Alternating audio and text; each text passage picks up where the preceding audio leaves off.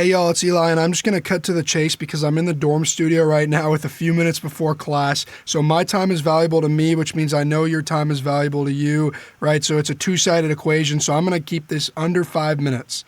Okay, so in this video, I'm going to explain to you the framework for how industry professionals do their EQ and how you should, not can, but should do your EQ in 95 to 99% of the cases. Okay, so I'm going to show you how to get from this Yo, since I came here to be a multi-millionaire, top class rate A, Sable Kadani. to this.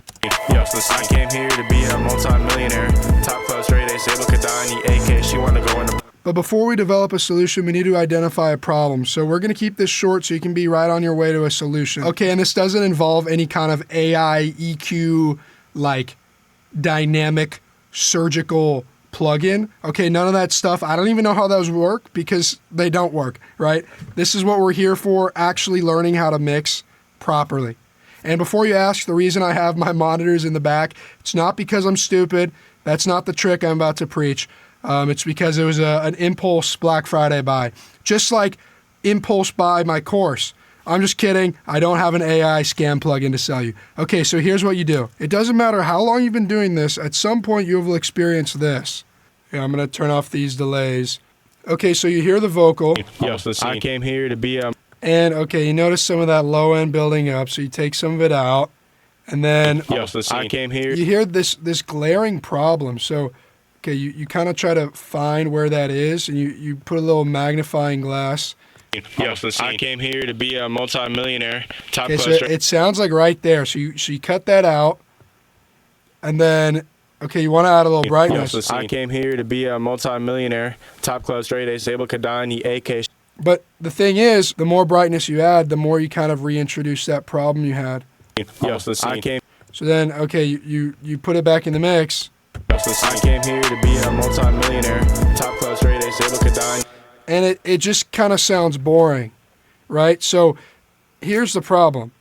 You're making too many micro moves. First of all, when you mix in solo... Yo, since I came here to be... you don't really know what's going on because you can't really hear the context of the mix. So that's step one. You have to be mixing with the mix. Okay, and secondly, when you put in a magnifying glass like this and you try to sweep around, you're just magnifying micro things that don't really matter that much. Yo, since I came here to be a... And we want to stay on micro, right? So, okay, you guys need to start making big moves. I'm talking this, just like stuff like that. Like this is probably too much, but you want to start making moves like that, right? So when you hear these things, you got to go like... yo, since I came here to be a multi-millionaire, top class rate A, Sable Kadani, AK, she wanted to go on the play day, so I took her on vacay. It was the beach, she was on me like a leash. I'm talking, this ain't no speech. Okay, and then another thing is put your EQ before your compressor.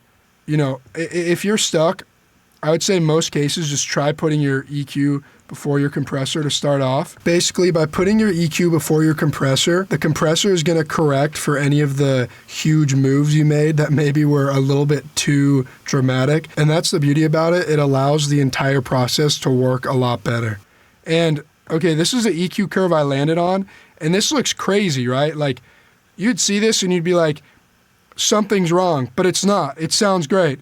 Yo, since I came here to be a multi-millionaire, top class rate A, Sable Kadani, AK, she wanted to go on the play day, so I took her on vacay. And then I put another EQ right here after the compressor because I noticed some low end buildup. So this is without the EQ. Yo, since I came here to be a right, it sounds a little bit muddy, but you put that EQ in. I just take out some of that. I took out a little bit of the phone effect around here. And then it was a little bit too bright after the compressor, so I nudge it down a little bit. Yo, since I came here to be a multi-millionaire.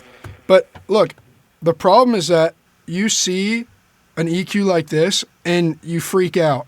You can't do that because most of the time, better decisions are going to be made with something like this. Right? I make the same moves and it looks something more like this, you know, instead of like this. So yeah, that's really what it comes down to. You have to make big moves in EQ because if not, you know, it's it's really not going to get you anywhere.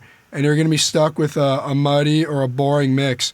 Because the problem is, by enhancing things that are good, you get exciting. And by magnifying little things that are bad and trying to cut them out, you get boring. And what do you want, exciting or boring, right? Okay, so I just thought I had to share this because I see a lot of crap out there about like surgical EQ cuts, and you have like a little divot that goes like that, and then you have a little spike up here. No, that's not the way you do it. 95% of the time, industry professionals are starting with big moves. You have to turn that knob to 10 and then find that sweet spot in the middle, or you're never going to find what sounds right, okay? So that's what you got to do. I hope this helped. Please like and subscribe. Thank you.